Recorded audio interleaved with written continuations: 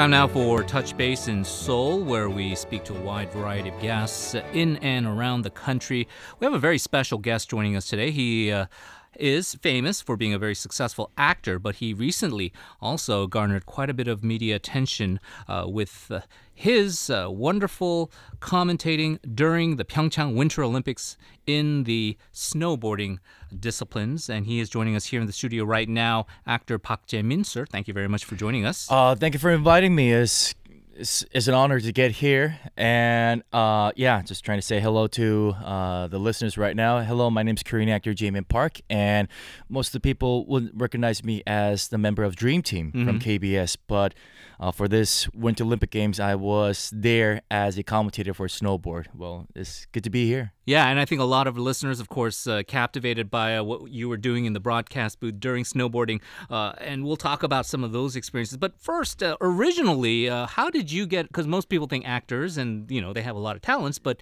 you don't necessarily think commentary and snowboarding would be one of those talents. How did you get into that? Yeah, I mean, I think it was like a turning point for me. I started snowboarding from 1996. Wow. So, I mean, I'm definitely really into this scene. I always loved snowboard, and I was competing as a national level snowboard racer in Korea for the past 15 years. And, well, I still represent Seoul City, so as an alpine snowboarder. So I had a chance to have a connection with KBS Sports, and one of my colleagues actually suggested me, I mean, Jay, why don't you, you know, try to commentate on TV? Right.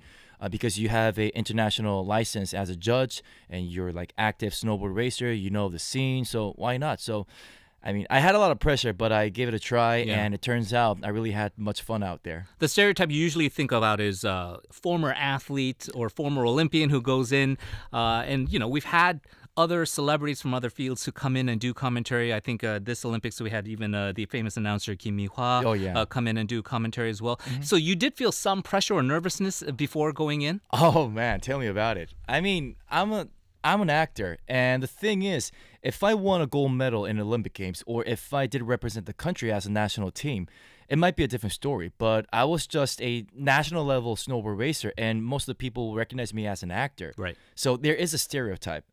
So it was really hard to, you know, get over those stereotypes, because even I wasn't really sure about myself. I really wasn't really confident about myself. Like, am I really ready to speak about snowboard and tell the listeners or the viewers what this trick or what this skill is all about? Am I ready?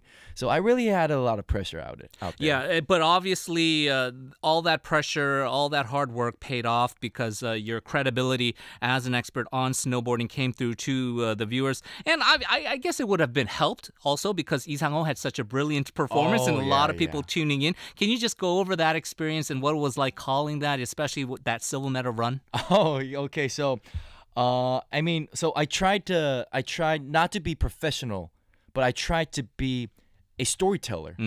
So Lee Sang-ho, I've been knowing this kid, for me as a kid, but as a good friend. I've been knowing Lee Sang-ho for last 15 years, and I know the history, like what obstacles he overcome.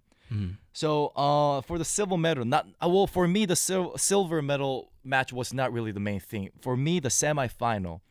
Who he beat the other racer for 0.01 seconds. That was like really close. That you have to go through the camera.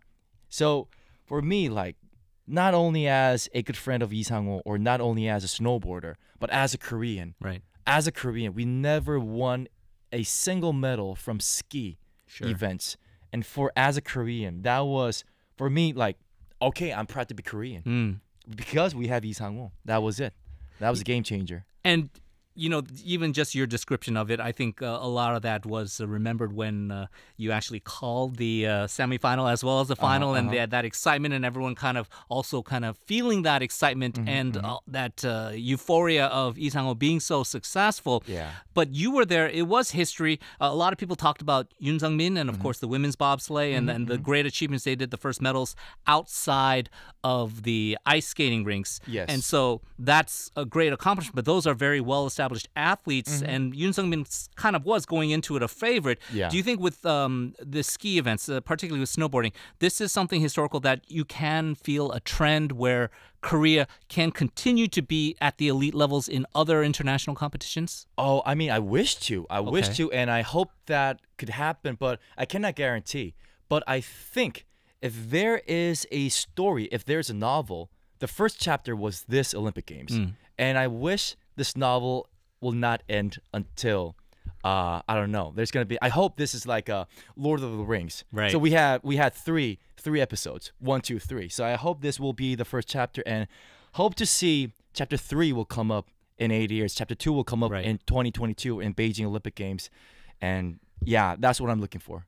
You know, you talked about Lee Sang-ho. He's a good friend of yours, but he's quite your junior, obviously, to be competing at this level. You have been a national level snowboarder yourself, and although you are a successful actor and you enjoy that career, I'm sure, very much, was there a small part of you that kind of feels, man, if I was just like, I don't know, 5, 6, 7, 8 years younger, and I had, more time to dedicate to this, and this timing worked out with Pyeongchang perfectly, that could have been me on the podium? No, not at all? Seriously not. I was just happy to see my colleagues, my friends, just competing to represent their country, and me, my role was, I mean, I've never been really good, like high-level snowboard competitor.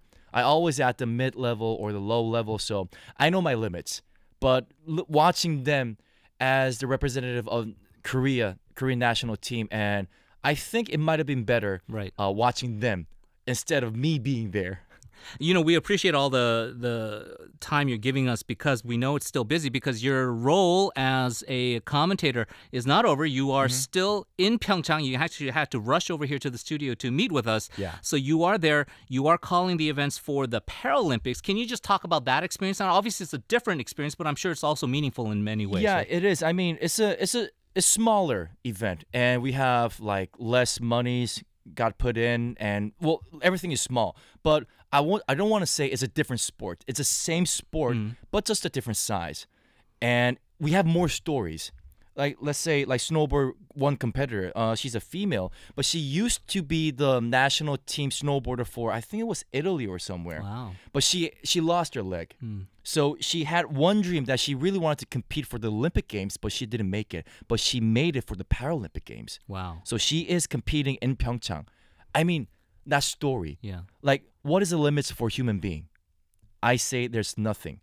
Impossible is nothing, and you can actually find that out in Paralympic Games. Yeah, in many ways, you can be proud of these elite athletes like Lee Sang-ho doing such a great job, but some of those stories, like the one you just relayed from the Paralympics, in some ways more heartwarming and even more inspiring with what they've had to overcome to accomplish and to even just be there to compete. So you are, of course, now well established, your credentials, your bona fides as a popular commentator in snowboarding. I wonder if this is a one-time thing for you, or is this something that as the entire nation sort of has more interest and focus, and this is something that you might like to continue to do? I don't know. I mean, my job is actor, and I think acting is not only acting as, reading the script in front of the camera, like cry or be angry, all those facial expressions. I don't think acting is only that.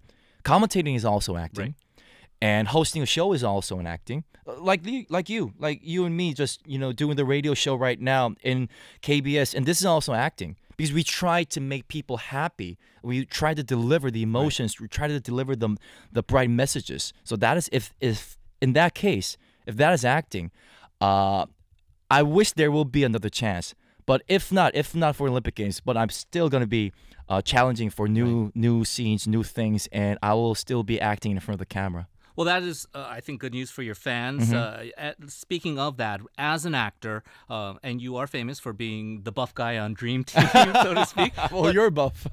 But when we talk about then this increased sort of media exposure that you've gotten and what you want to do and your ambitions, can you just talk about, I suppose, what you want to do further now in your acting career and what maybe some projects you have lined up? Yeah, I mean, I don't know. I always have this kind of principle of my life. I don't really set a huge goal, because if I have a strict goal, I always miss the chances which is just happening right next to me. So I do have a goal, but I just try to open up, just widen up my sight, and just try to, get into new challenges. Whenever it comes to me, then I'm okay. I'm good to go.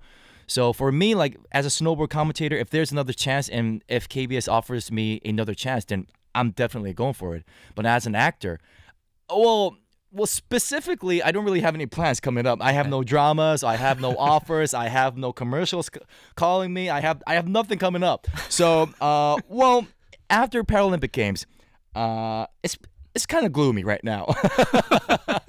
But I don't know. Let's see what happens. I think that is the refreshing part of why so many people have kind of been captivated by you, is that you have that refreshing honesty. And, even stuff like that, you could kind of maybe put up a front and say, well, we're looking forward to all these CFs that are going to be rolling in. But then you're keeping it real. And I think that's why a lot of people, find you so appealing. Yeah, I mean, producers, PD names, just everybody. If you're listening right now, just call me.